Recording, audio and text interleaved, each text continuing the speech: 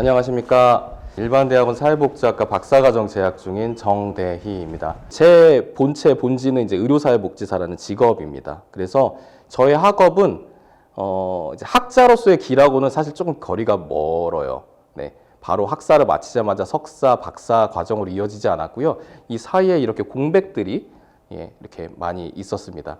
이 시간이 어떤 사람에게는 뭐 이렇게 불필요하게 시간을 많이 허비했나 이렇게 보이실 수도 있겠지만 저에게는 이게 진학의 이유를 찾는 데 필요한 시간이었다고 생각이 되거든요. 의료사회복지라는 이야기 아마 처음 들어보셨을 텐데 저는 이제 병원에서 일을 하고 있고요. 병원에 사회복지사가 있다는 얘기 아마 처음 들어보셨을 거예요. 병원 안을 들여다보면요. 의사, 간호사만으로는 돌아갈 수가 없습니다. 이 치료 과정, 특히 중증 질환이나 만성 질환으로 오랫동안 치료를 이어가신 분들께는 이게 치료로만 끝나지 않아 문제들이 생기게 됩니다. 그래서 저희는 환자와 가족의 심리, 사회, 경제적 문제가 있으셨을 때 이걸 파악해서 이런 과정들을 좀 극복하고 치료에 집중하실 수 있도록 돕는 전문가라고 생각하시면 되세요. 그래서 저희는 이제 헬핑 프로페션이라고 좀 소개를 할 수가 있겠고요. 이제 코드명 MSW 넘버 1 이렇게 한 거는 제가 2020년 이제 코로나가 한참인 시기에 유튜브를 개설해서 처음으로 일을 했었거든요.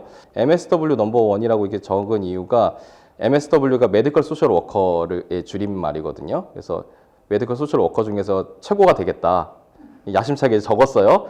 근데 이제 뭐 저희가 순위를 가리지는 않으니까 뭐 제가 1위인지는 모르겠으나 나름 이제 의료사회복지사계에서는 알려진 사람이 되었습니다. 공중파도 탔습니다. 국가 자격으로 통과가 되기 전에 다양한 현장에서 일하는 사회복지사를 소개하는 다큐멘터리가 있었어요. 그 중에서 의료사회복지사를 소개하는 코너에 출연하기 위해서 약 10분 분량으로 나왔었고요.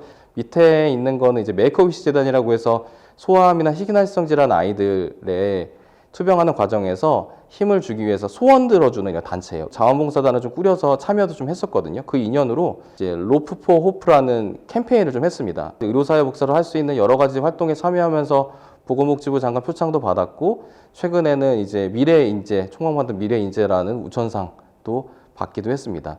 이렇게 의료사회복지사로서 나름 이제 안정적인 길, 선도적인 길을 걷고 있는데 왜 이제 박사과정에 스스로 고생길을 이제 찾아왔을지 아마 궁금하실 거예요.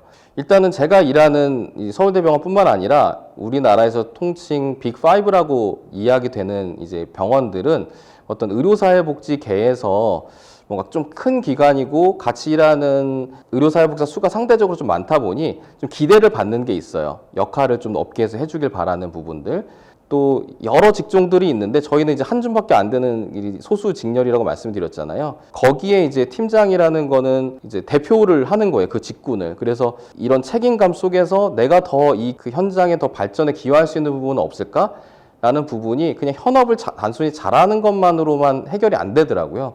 그래서 학업으로 좀 풀어나갈 수 있는 부분들이 없을지에 대한 고민들이 닿아서 이제 박사과정에 도전을 하게 되기도 했고요. 또 당연한 것들을 좀 낯설게 보기 위한 그런 여정이기도 했습니다. 일단은 그냥 일을 잘 해결해 나가는 것, 환자들의 도움 요청하시는 것들을 잘 해결하는 것도 되게 중요하지만 이거를 계속 지속적으로 잘 나가기 위해서는 이제 근거가 좀 필요했거든요. 그래서 에비던스 베이스 프랙티스라는 게 저희 현장에 되게 요즘에 강조가 많이 되고 있어요. 잘하는 방법들은 많이 알려지고 공유를 하지만 이거에 대한 근거들은 조금 제가 느끼기에는 좀 빈약했었던 것 같습니다. 아직도 그렇고. 그래서 이런 것들을 만들기 위해서는 단순히 일만 잘하는 걸로는 안 됐고 학업과 같이 뭔가 풀어나가는 게 반드시 좀 필요했고요. 제가 같이 일하는 분들이 다 내노라 하는 분들이에요. 의사, 간호사, 약사, 영양사 등등 각 전문 직역을 대표하는 이런 분들과 어깨를 나란히 하고 하려다 보니 우리 사회복지사도, 의료사회복지사도 이분들과 못지않은 전문가가 스스로 돼야 되겠다는 이런 동기부여들이 제가 이제 박사과정에 어플라이하게 된 그런 동기가 되었습니다. 그리고 또 위기를 바라보는 그런 나의 시각을 잘 갖추는 것들이 되게 중요하다겠다는 경험을 또 하게 됐어요. 이 실패 과정은 제가 뒤돌아보니까 나와 더 맞는 일을 찾게 하는 과정이었었던 것 같아요. 포기하지 않으면 결국에는 내가 맞는 뭔가를 만날 수 있다라는 좀 생각을 좀 하게 됐습니다. 이 플랜 B라는 게 되게 중요한 것 같더라고요. 그리고 이 실패인지 성공인지에 대한 의미는 다른 사람이 부여해 주는 것도 되게 의미가 있지만 다른 사람이 부여하는 것들이 사실 나에게 주는 의미보다 내가 부여하는 게 의미가 더 클 때가 있거든요. 그래서 사실 이 전 직장에서 정규직으로 전환의 기회가 많이 주변에서 애써주셨지만 안타깝게 안 돼서 제가 이제 현 직장으로 이직을 하게 됐고 더 열심히 일하게 되는 그런 계기가 돼서 모범 직원으로도 선정이 되고 이렇게 됐었고 또 이제 제가 일하는 병원에서 이제 해외에 진출하게 됐어요. 거기에 이제 해외 주재원의 이제 푸른 꿈을 꾸고 이제 도전했는데 안타깝게 실패를 했어요. 그래서 그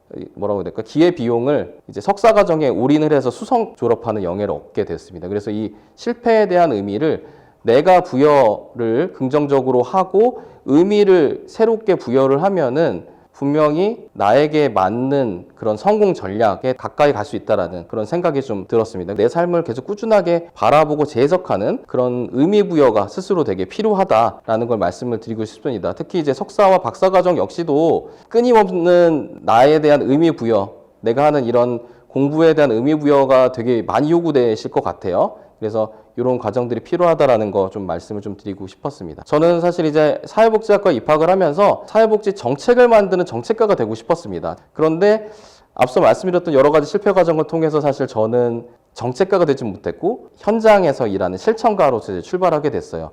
제가 꿈꿨던 부분들과는 사실 완전 대척점에 있는 지점이라고 할 수가 있는데 열심히 현장에서 일을 하다 보니까요. 보건복지부, 제가 꿈꿨던 사무관으로서 일하고 싶었던 보건복지부와 협업할 수 있는 기회를 얻게 됐고요. 그러면서 그 공로가 인정을 받아서 이제 표창장도 이렇게 받게 됐습니다.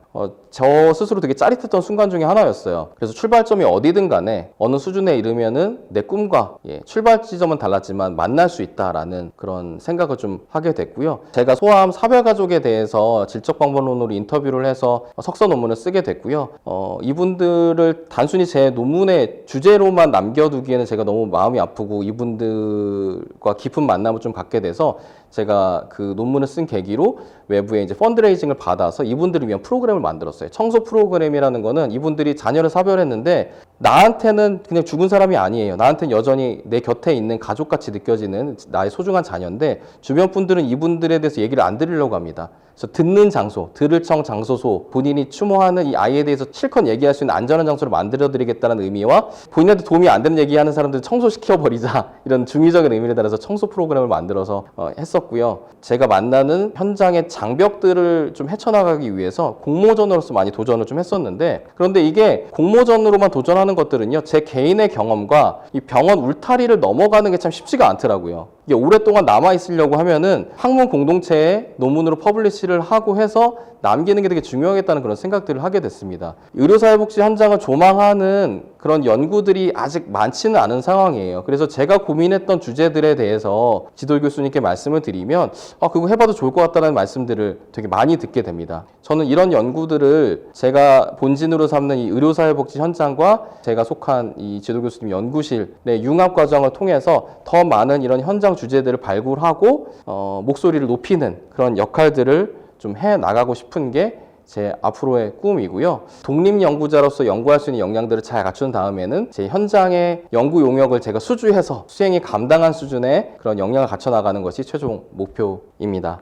사실 이미 과정을 시작했기 때문에 빨리 마치고 싶은 것도 욕심이긴 하지만 이 과정을 어떻게 하면 더 잘 즐길 수 있을지를 사실 고민해 나가고 있습니다. 그래서 여기 같이 계신 이 선생님들께서도 석사과정, 박사과정 하시면서 이 마침표를 언제 찍을 수 있을지에 대해서만 골똘히 생각하시다 보면은 이 좋은 경험들, 이 과정에서 느낄 수 있는 경험들을 놓치실 수가 있어요. 그래서 마침표도 중요하지만 느낌표로도 이제 고개를 좀 돌리실 수 있는 그런 마음의 여유를 좀 찾으실 수 있으면 좋겠고요. 사실 행복을 찾아서 오신 거잖아요. 지금 어떤 과정이 있으실 건 간에 석사도 그렇고 박사도 그렇고 더 행복한 삶을 찾고 안정된 삶을 찾기 위해서 하시는 건데 결과로만 생각하기 때문에 행복하지 않게 되는 것 같아요. 결과로만 생각하면은 그 기쁨이 사실 오래 가지는 않거든요. 휘발되는 것 같습니다. 사실 행복은 상태고 이 균형을 어떻게 유지해 나가는 게 되게 중요한 것 같아요. 그래서 저 같은 경우엔 이 삶의 외줄타기를 하는 그런 과정에서 한쪽 팔은 이제 학업, 한쪽 팔은 현업의 균형을 이렇게 맞춰 나가면서 이 길을 가고 있는데요. 떨어질 뻔하는 그런 위기도 여전히 맞기도 합니다. 하지만 지도 교수님과 또 든든한 연구실을 만나면서 지금 학업에 대한 이 한쪽 균형도 잘 좀 맞춰가고 있고요. 현업에 대한 균형들도 더 맞춰 나가고 있습니다. 그래서 이 균형을 맞춰 나가는 것들의 중요성들을 좀 생각하시고 느낌표를 어떻게 잘 찍을 것인지에 대해서 좀 방점을 좀 찍으시면서 본인들이 이렇게 즐거울 수 있는 거리들을 찾으실 수 있으면 좋겠어요. 제 아들인데요. 지금은 이제 초등학교 5학년이어가지고 이 모습은 지금 아니긴 합니다. 그래서 어떤 삶의 과정 인도하는 이 이정표들을 따라서 나를 행복으로 인도하는 그런 과정들과 만나실 수 있기를 바라고요. 긴 시간 이렇게 들어주셔서 감사드립니다. 네, 감사합니다.